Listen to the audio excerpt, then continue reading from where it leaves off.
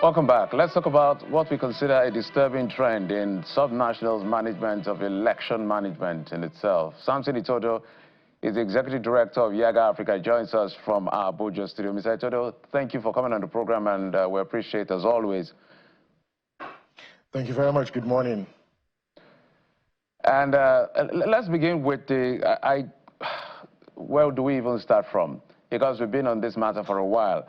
So, the INEC chairman, Professor Mahmoud Yakubu, has made some statements in the past. One of them I can remember was when he had raised concern about, he told the State Electoral Commission, in fact, the governors by extension, saying, conduct elections, not coronation. But recently, I understand he met with the CX of the state, and he kind of raised an alarm. Look, people believe that CX is an appendage of INEC. So whatever you do impacts on our image. And they're already dealing with the crisis of confidence in that sense. And one of the things he said to them, I want to read what one of the dailies quoted him saying, a recent announcement by State Electoral Commission which gave only 21-day notice is not only a violation of the law and the subsisting judgment of the Supreme Court, it is a practical problem. Within 21 days, how do you expect political parties to conduct primaries, nominate candidates, organize campaigns, and the Electoral Commission to conduct voter education, recruit, train ad hoc staff, manage logistics, and organize security for the elections? It is practically impossible to do these in 21 days. Perhaps, I don't know whether it was referring to the recent announcement by the recent Rivers State Electoral Commission. You understand what happened with the Lagos State election as well. When we have a judgment of the Supreme Court, Justice Yamaya, I think, Justice of the Supreme Court, in his judgment of the APC against RISEC, has said that the reason he invalidated the election in Rivers State is because of non-compliance to Section 151, as well as 153 of the Electoral Act, which clearly says, in simple man's term, whatever procedure to a large extent that you use to conduct area council elections is the same you will use for state, local government elections. If you don't do that, that election can be invalidated. And simple things like timeline, notice of election, even in enshrined laws of the state, is inconsistent with that of the Electoral Act and by extension the ground norm. What do you make of it? Well, thanks. I think it's important to appreciate the fact that the governors perceive local governments as tools for control.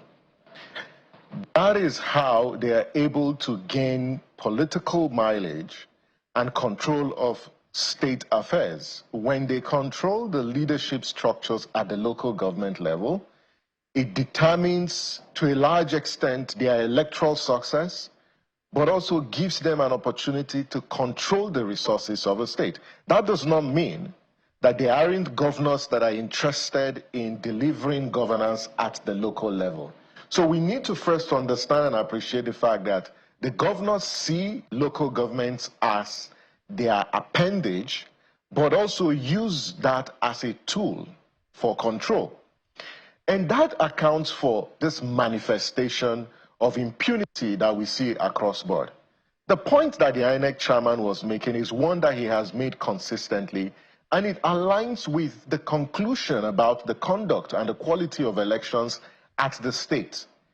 Yaga Africa has said consistently that all the elections, all of them, at least let's say excluding one or two states, they were all a travesty of electoral democracy.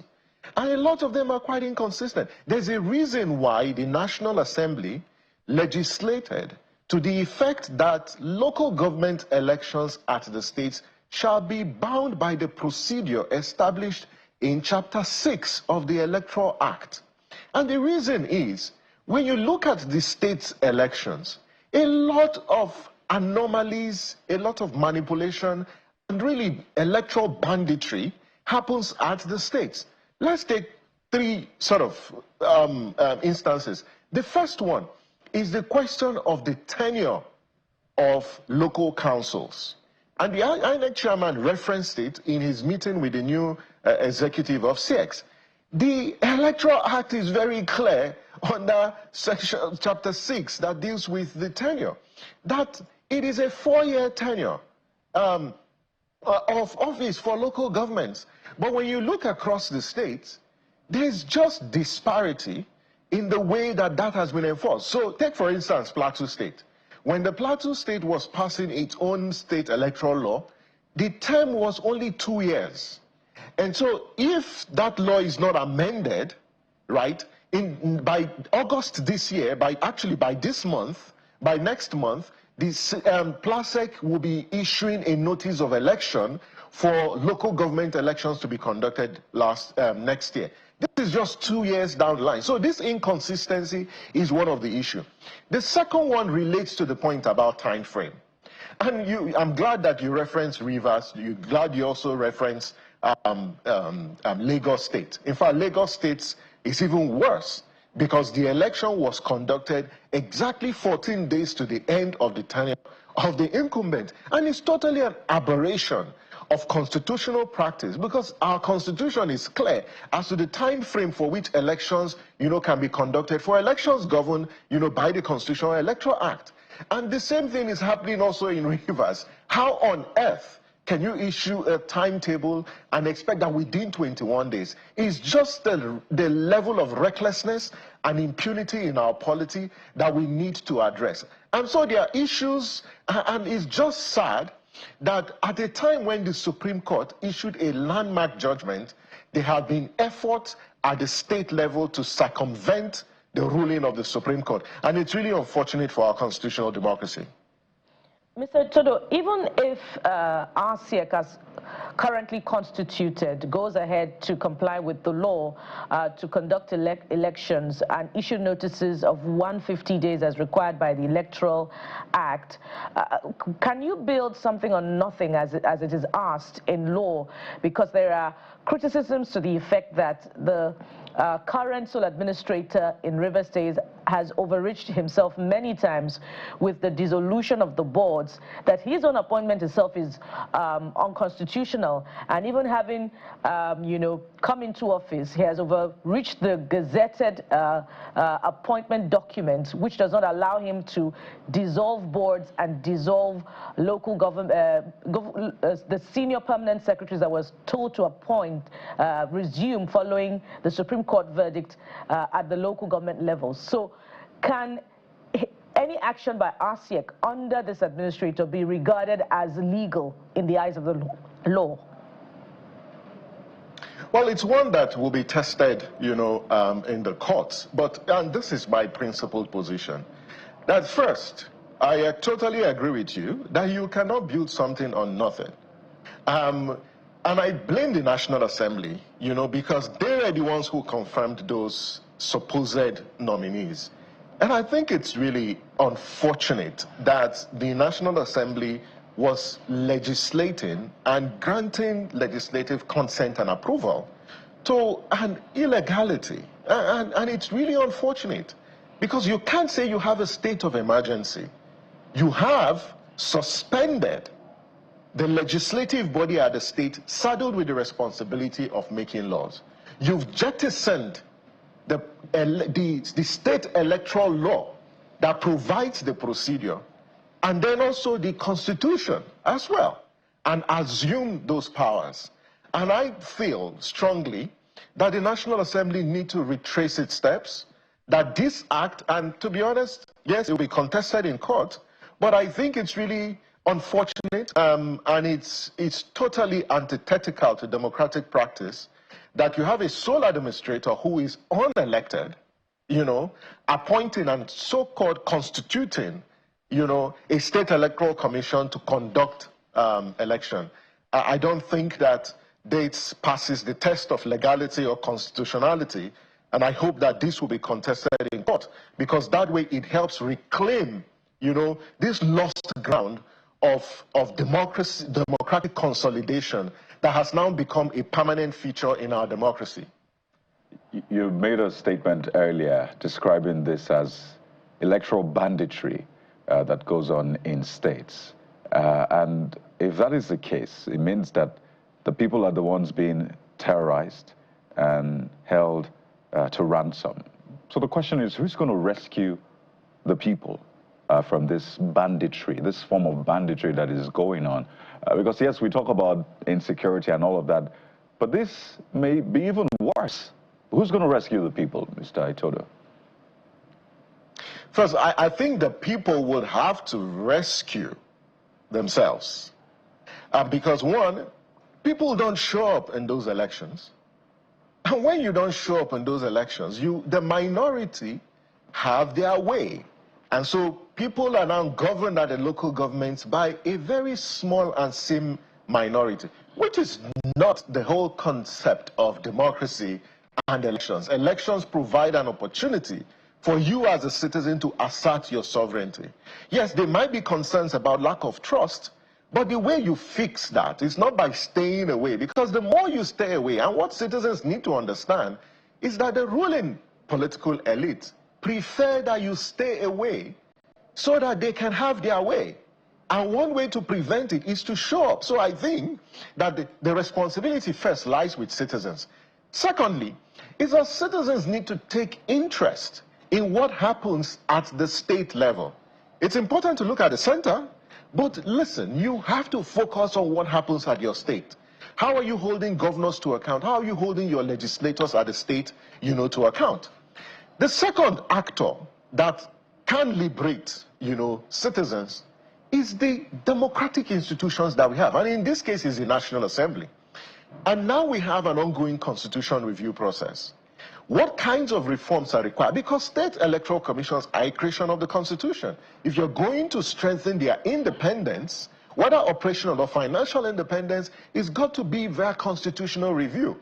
So we hope that the National Assembly will secure and safeguard the independence of state electoral commissions, because as it is in today's Constitution, and we have said this repeatedly, that the Constitution gives the governors overbearing powers over the control of the operational functions of the state electoral commissions. But in the case of INEC, the Constitution is very clear that INEC's operations shall not be subject to the approval or control of any individual. That is not the case for state electoral commissions. The second is also related to funding, that we are not funding state electoral commissions, that governors sit in government houses and appropriate resources for state electoral commissions.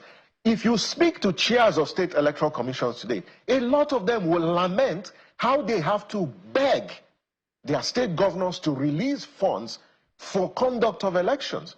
So these are some of the things that we need to fix, if we're going to liberate, the state electoral commissions from the stronghold of the governors. Mr. Itodo, I want you to also, I'm happy you're a lawyer, so maybe you can help with this as well. Clearly, what LASIEC did, for instance, is in contention, even in court. In fact, whether they sleepwalked into illegal landmine is another kettle of fish.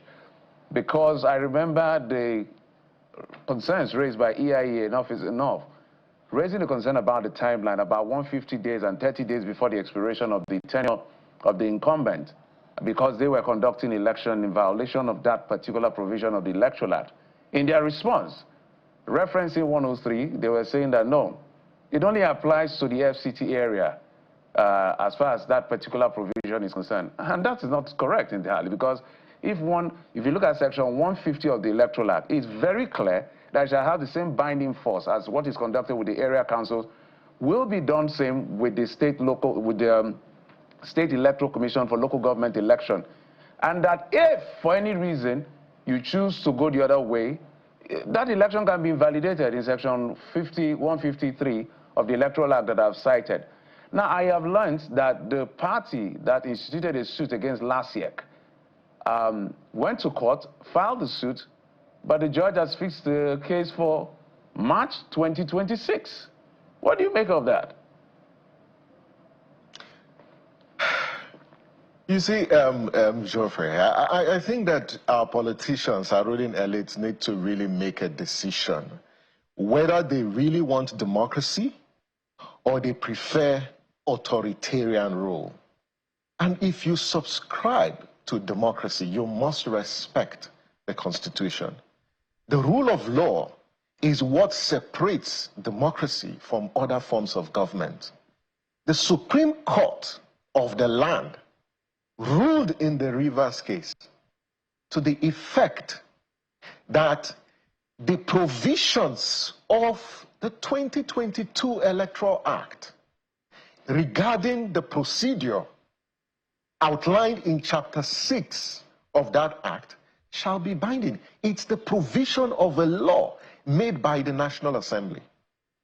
I read the response of last year to EI Enough is Enough's letter, and I just shook my head in shame and embarrassment. And that those who wrote that letter didn't cast their mind to Section 150 that, as you've referenced, in that particular law. And it's very clear. And I hope that those who are parties, to the elections in Lagos will go to court and contest this. When the National Assembly passed this law in 2022, I recall Edo State wanted to proceed to conduct elections. That action was challenged, and the Federal High Court ruled in favor of the litigants that you cannot conduct an election in local government without complying with provisions of the Electoral Act. It's the same case. I looked at that response. They were making references to a Supreme Court ruling in 2003, but the ruling on Rivers was just a few weeks ago. So I just think it's just a clear case of mischief, and I don't know why such a matter that requires emergency, requires speedy dispensation, has been moved to March next year. It's really unfortunate. I don't want to suspect that there's an underhand anywhere. I still have trust and faith in Nigeria's judiciary to have some self-correction mechanism to address judicial misconduct, as we have seen in recent cases. But I think all our institutions, whether it's the judiciary, whether it's our ruling political elite, they really need to demonstrate that they have regards for the rule of law as well as democratic principles. Mr. Samson Itodo, we must thank you so much for your insight, and it's something we'll continue to raise our voices at to see that we protect this democracy, because simple things as basic timeline. The area council election is coming up in February next year. INEC has already released that date since January this year. That is how elections are conducted. But now instead subnationals, they do 90 days or even do worse. Now it has gone as low as 21 days. It's just ludicrous. But we must thank you for your insight as always. We'll keep it in the front burner and make sure that we sanitize the system. Thank you. Samson Itodo, Executive Director, Yaga Africa. I'll take a quick break. When we come back, we will be talking about Ebonyi State. Over 80 persons, from commissioners to special advisors, special assistants, and others, were suspended for not attending an important government function by the governor. Well, find the details when we come back. Join us again.